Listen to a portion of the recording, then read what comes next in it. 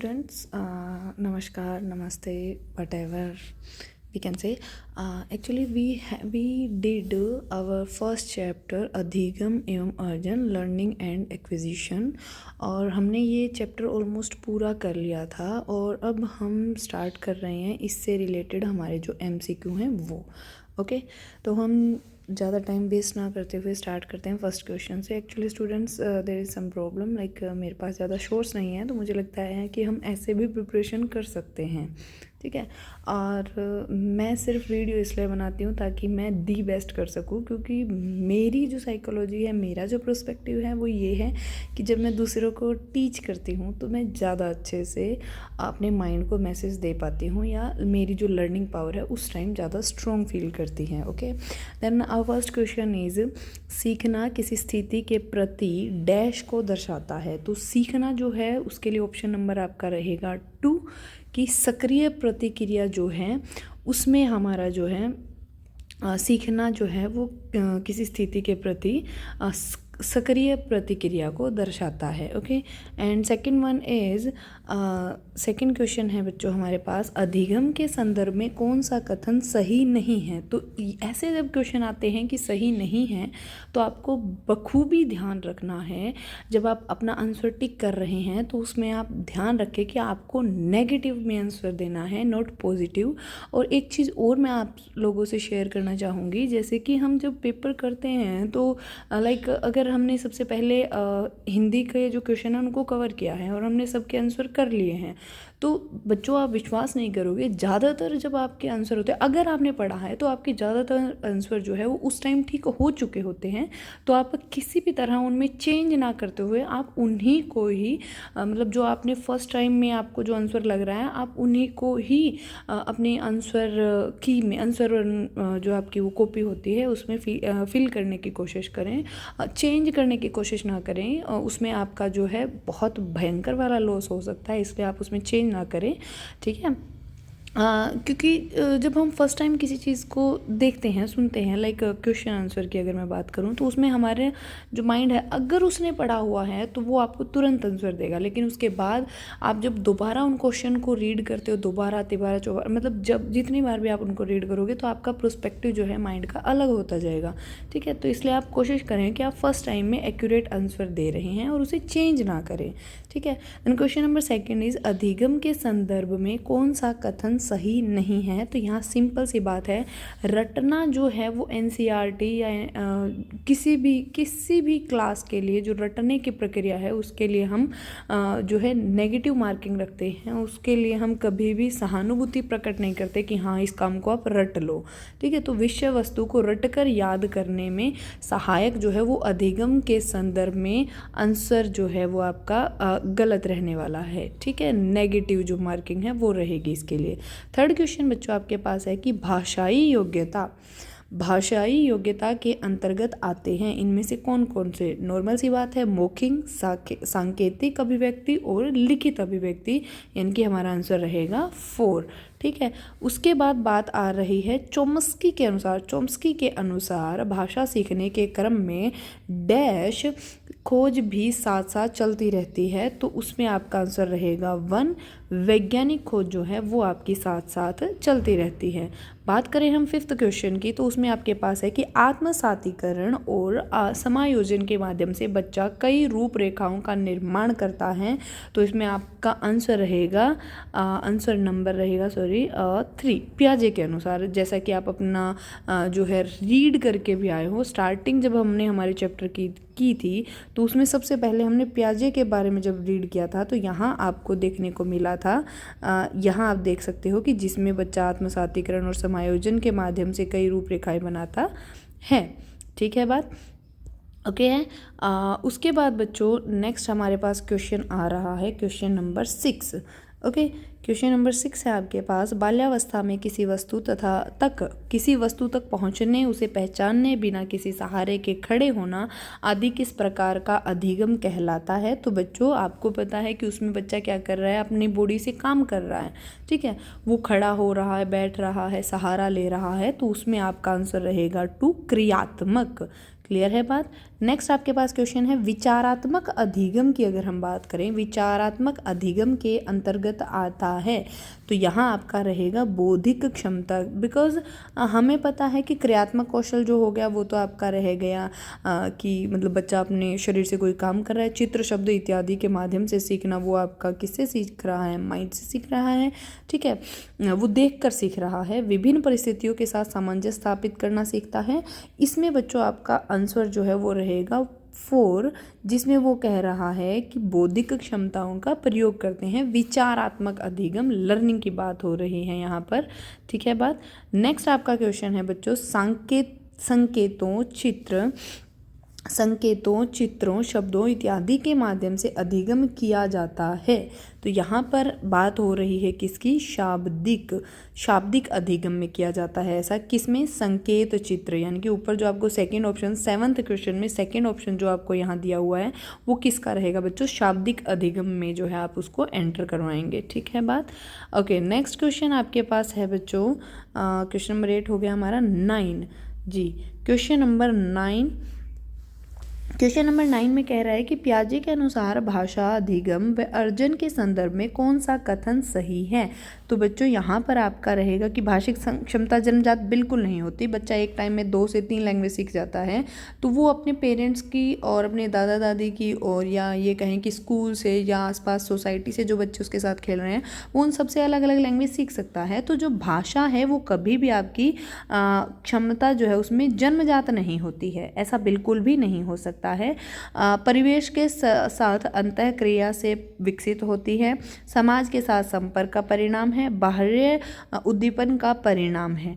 यहाँ पर आपका जो एक्यूरेट आंसर बन रहा है बच्चों वो है परिवेश के साथ अंतःक्रिया से विकसित होती है। क्या पियाजे के अनुसार बात कर रहे हैं कि भाषा अधिगम व अर्जन के संदर्भ में कौन सा कथन सही है, तो परिवेश के साथ अंतःक्रिया से विकसित होती है क्या, भाषा, ठीक है। नेक्स्ट आपका क्वेश्चन है पोलो के अकॉर्डिंग कौन सा कारक सबसे महत्वपूर्ण है। तो बच्चों यहाँ पर रहेगा आपका आंसर उद्दीपन, ठीक है बात। नेक्स्ट क्वेश्चन है आपका बच्चों में भाषा का विकास नहीं होता। ध्यान रहे नेगेटिव क्वेश्चन है, बच्चों में भाषा का विकास नहीं होता, कक्षा कक्ष से नहीं, समाज से नहीं और पाठ्य पुस्तकों से नहीं। बच्चा जो है भाषा अपना सीख चुका होता है, नहीं होता है की बात आ रही है। तो इसमें आपका आंसर रहने वाला है क्वेश्चन नंबर 11 में आपका आंसर रहेगा 4 कि इनमें से कोई भी नहीं होगा, ठीक है। किसमें नहीं होता है, नहीं में आपका आंसर रहेगा बच्चों। नेक्स्ट क्वेश्चन आ रहा है भाषा डैश के साथ डैश का ही परिणाम है। एक बार इस क्वेश्चन को आप स्किप भी कर देना बच्चों, मैं इसको क्या कहते हैं उस चीज़ को कि दोबारा मैं इस क्वेश्चन को आपको करवाने की कोशिश करूँगी, ठीक है, क्योंकि इसमें मुझे थोड़ा सा डाउट लग रहा है कि समाज से नहीं होता है। बच्चों में भाषा का विकास होता है, समाज से होता है, कक्षा कक्ष से होता है, नहीं होता है, इनमें से कोई नहीं। हाँ बिल्कुल सही है आपका आंसर कि अगर, हाँ सॉरी बच्चों यहाँ पर नेगेटिव पूछ रहा है। अगर ये कहता है कि बच्चों में भाषा का विकास होता है तो कक्षा कक्ष से होता है, पाठ्य पुस्तकों से भी होता है, समाज से भी होता है, लेकिन यहाँ ऐसा कोई ऑप्शन दे ही नहीं रखा कि जिससे नहीं होता है। तो आपका आंसर बिल्कुल एक्यूरेट है, आंसर नंबर 4, ठीक है बात। नेक्स्ट आपका क्वेश्चन है बच्चों भाषा डैश के साथ डैश का ही परिणाम है। तो बच्चों भाषा समाज के साथ संपर्क का परिणाम है, बिल्कुल सही बात है। बच्चे, क्वेश्चन नंबर 13 बच्चे स्वयं का सामाजिक रूप से रचित भाषा तंत्र विकसित कर लेते हैं, बिल्कुल सही बात है। अगले भी हम ऑप्शन पढ़ लेते हैं। स्वयं का सामाजिक रूप से रचित भाषा तंत्र विकसित नहीं कर पाते, बिल्कुल गलत।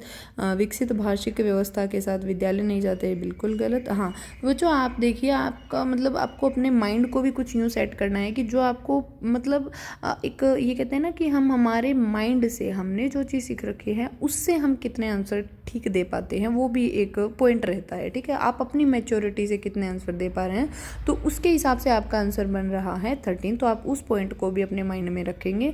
और एक चीज़ और आप याद रखें, जैसा कि हमारे हिमांशी मैम बताते हैं जो सीटेट की प्रिपरेशन करवाते हैं, वो कहते हैं कि कभी भी ना आपको केवल जहाँ ऑप्शन आ जाए ना तो उसको तो आप नेगेटिव ही लेके चलो, ठीक है।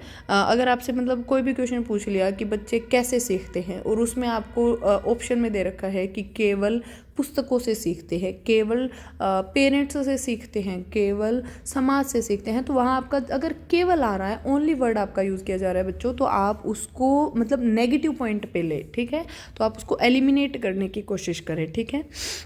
ओके, नेक्स्ट क्वेश्चन बच्चों आपके पास है कि सॉरी बच्चा अपनी भाषा के दौरान 2 प्रकार की बोली बोलता है, यह कथन किसका है? बिल्कुल सही बात है कि बच्चा जो है अपनी जब वो भाषा बोलता है तो वो 2 प्रकार की जो है बोली बोलता है, बोली मतलब डायलेक्ट। तो यहाँ पर बात कर रहे हैं वाइगोत्स्की जो है, उन्होंने ये वाला ऑप्शन जो हमें दिया था कि बच्चा अपनी भाषा के दौरान 2 प्रकार की बोली बोलता है।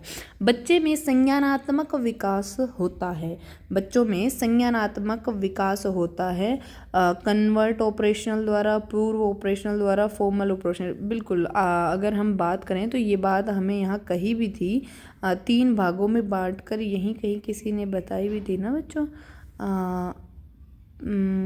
3 भागों में ये यहाँ है, देखिए आप पियाजे के हिसाब से पूर्व ऑपरेशनल, कन्वर्ट ऑपरेशनल और फॉर्मल ऑपरेशनल, ऐसा कुछ उन्होंने हमें बहुत अच्छे से बताया था, ठीक है। तो यहाँ पर क्वेश्चन नंबर आपका चल रहा था 15 जो है बच्चे में कोग्निटिव जो डेवलपमेंट होती है उसकी बात कर रहे हैं कि कन्वर्ट ऑपरेशनल, पूर्व ऑपरेशनल और फॉर्मल ऑपरेशनल। तो आपके तीनों जो हैं वो बिल्कुल सही हैं, तो आपका एक्यूरेट आंसर बन रहा है उपरोक्त सभी, ठीक है बात। ओके, नेक्स्ट क्वेश्चन है भाषा अर्जन है तो यहाँ पर आपका रहेगा सहायास प्रक्रिया, अनायास प्रक्रिया, 1 और 2 दोनों। तो बच्चा भाषा जो है वो सहायास प्रक्रिया में आप शामिल करोगे, ठीक है। नेक्स्ट आपके पास आ रहा है भाषा सीखने के क्रम में बालक के अंतर्गत सर्वप्रथम किस अभिव्यक्ति का विकास होता है? भाषा सीखने में जब बच्चा भाषा सीखता है तो सांकेतिक नहीं, लिखित नहीं, शिक्षण सबसे पहले किसका होता है बच्चों? तो वो मौखिक होता है।